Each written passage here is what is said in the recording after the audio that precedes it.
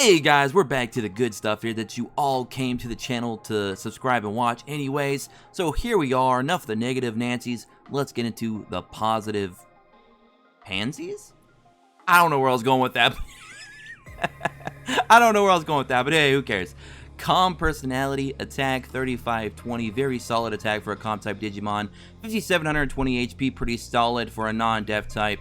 We have 39 on defense and 27 speed, both pretty much around average. So stat line, pretty decent for our boy MegaGargomon. Passive skill, nullify, poison, burn, air to all calm Digimon for 1 turn. The passive's not too great, to be honest. But this guy is more of a powerhouse on your team than he is a support. So his passive really doesn't need to be as great as you would want it to be on some of your more support type heavy Digimon, like a Sakuyamon, for example. So that's not too bad. Now, his main skill is 220% damage to 4 enemies, decrease power by 30%, and increase self-pinpoint rate by 50% for 2 turns. We're going to get back to that in a moment, because there's a few things I want to talk about with his skill that a lot of people just are kind of like either just not seeing, or they're just not understanding, or maybe they just don't care. Hopefully I can try and help convince some of you to start caring about this, and we're going to get into that in a moment, so be sure to stick here. Stay here! Jeez, can't talk today.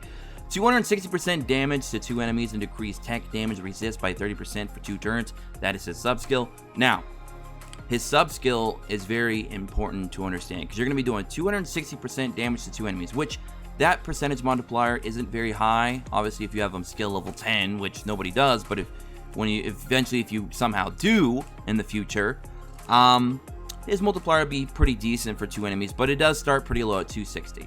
For example, Piedmon obviously is higher for 2 enemies attack. And decrease tech damage resistance by 30%. Now this is the interesting part. This is where it's very important in his sub-skill. Basically, the tech damage resistance, now this is a cool little tip.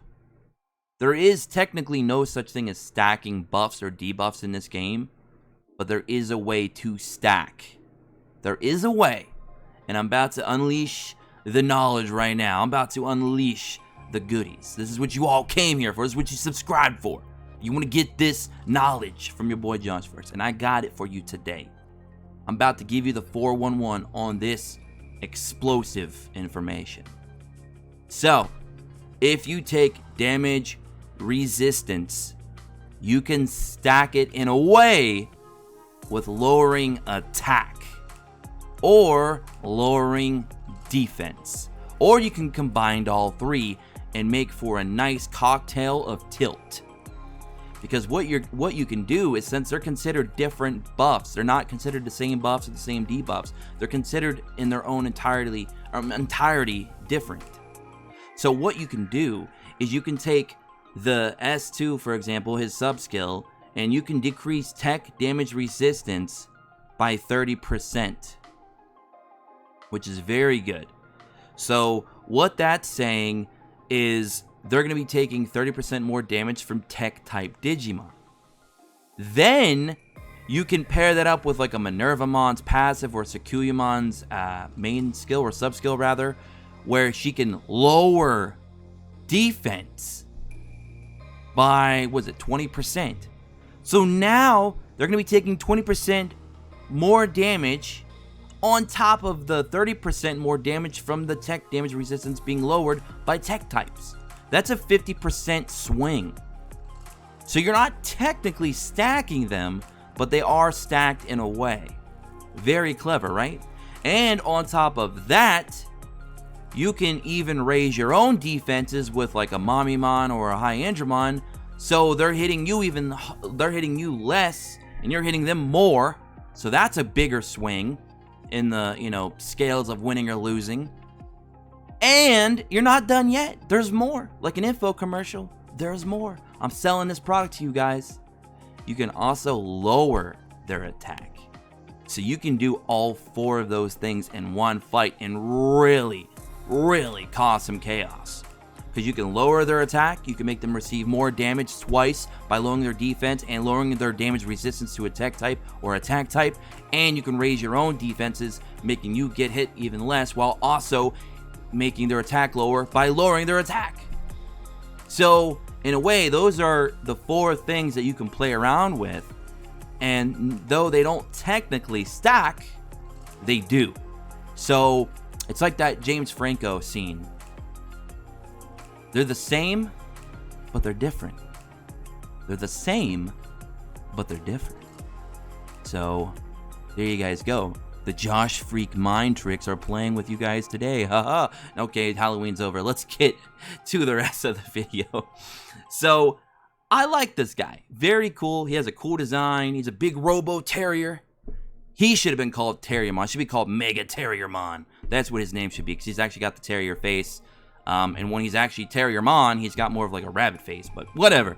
That's beyond. That's another video for another day. So stat-wise, good. Sub-skill with that tech damage resistance, very good. Especially with the current meta where you're running a lot of tech anyway. So that's really nice, very helpful. Again, you could play that off of other sub-skills and main skills and passives that we talked about. And now, the final thing I want to mention is his main skill. So he does 220% damage to 4 enemies, which is pretty good considering it's a semi-AoE for 4 enemies. So it's not full AoE, but it's 4. And 220% is actually one of the higher multipliers that we have available right now for a 4 enemy attack. So that is actually pretty good damage, especially if you compare it to his S2, which is only 260% for 2 enemies. He's doing just 40% less, but to 4.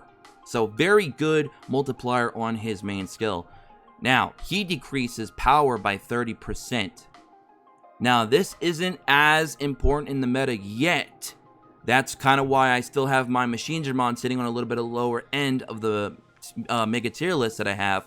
But those will be very necessary going forward, because there's going to be a lot of strong power Digimon yet to come, and they're very powerful. One in particular is the god himself, Omegamon, Omnimon, depending on whatever you want to call him. He'll be coming at some point down the road, and he is a very, very strong power type. And he's not even the only one. There's several others, but that's just the big daddy that'll be coming. Who knows, maybe 1 year anniversary, maybe, I don't know, New Year's? Like, I hope it's not New Year's, because that still feels too soon for me, because he's very, very game-changing. I feel we're going to get some of the other ones first, like Old Forest Feedramon, Imperialdramon, and his counter, Armageddonmon, which we're going to be talking about some of those Digimon in the future here on the channel that we don't have yet, but we're going to start talking about them, get you guys prepared so you'll know what's to come. And then lastly, his increased self-pinpoint rate by 50%. Now, this is a very underrated, I guess you could say, buff. It's a very underrated buff because pinpoint rate is very essential if you want to do a lot of cleave cleaning. And what I mean by cleave cleaning is that, let's say you do damage to like 3 or 4 enemies and a couple of them are very low on HP, you want to make sure you get them off the field. So you don't want to be attacking other Digimon that still have full HP or whatever. You want to get rid of those Digimon, kill them, get them out of here, because that's less turns your opponent can take. That means less damage you're going to be taking overall on your team, and less Digimon you have to worry about, and it just all adds up. It's just the numbers add up for a better chance of winning. The survival rate goes way up by taking their team out. So obviously, pinpoint rate is allowing you to attack Digimon with the lowest HP on the field. So with 50% self-pinpoint rate, if you can get them some gear to get them up to 100%, similar to Piedmon, they can be your cleaner. They can be your cleave cleaners, where they're going to go in, do the cleanup duty, and take those low HP Digimon out. So they're not just sitting there in the back, just collecting a few attacks, hitting some skills off, while not taking any damage. You don't want that problem. You want them to die, get them out of here, and not have to deal with them. So pinpoint is very underrated, but it's very, very strong. Maybe I'll make a video one day just talking all about pinpoint and how to utilize it and how good it really is. I don't know. But also, the power, I actually almost missed something here. The power by 30% decrease is, like I said, not as important yet because of the way the meta is very tech heavy, but we all know a lot of people are running Creepymon. He's a power type, and his constant counters can become annoying, so lowering his power by 30% is still very good. So it is a nice little extra on his skill for now. And like I said, in the future, when we start getting a lot more power type Digimon in the meta, it's going to be crucial to have some skills like that going forward, and the meta will probably constantly keep changing. Of course, meta is still going to be similar to speed, like we've been talking about. but the type of speed and the Digimon we're going to be utilizing will, of course, change in the meta. Like, Old Force Futuramon is going to make speed go to a whole nother level. Our MegaGargomon is going to be in there to counter the OmegaMons when OmegaMon comes in and wreaks havoc on the whole world. You also got a very strong Imperial Dramon. Japan just got Jessmon, who's very good. They also got a new Examon, which is also very good. So a lot of crazy things that I cannot wait to talk to you guys about here on the channel. So hope you like these types of videos and subscribe for more. As always, don't forget to like the video if you did. Comment below what you guys think about our boy MegaGargomon. Sorry if I went on a little bit too long. I was just kind of getting back into the positive mood set, and I wanted to have a little discussion with you guys about our boy, our big old green tin can that I like to play with. Has weird Winnie the Pooh shoulder, but hey, anyways, don't forget to subscribe, like I said. Tick all notifications so you don't miss a thing. Don't forget to join us in the Discord below in our second channel if you guys are wrestling fans. I'll be, again, making videos for that soon. Sorry, I've been pushing that a lot lately. I'm just really trying to get that channel going. And that's going to be it for me today. Hope you guys all enjoy the rest of your weekend. I will be having a live stream later today playing a classic in the Digimon world, Digimon World Data Squad. So we're going to be playing some of that in the stream later, because I did a poll the other day asking if you guys wanted to see some old Digimon games, and you did! So they're coming, and I hope you all enjoy again, and I'm out. Peace.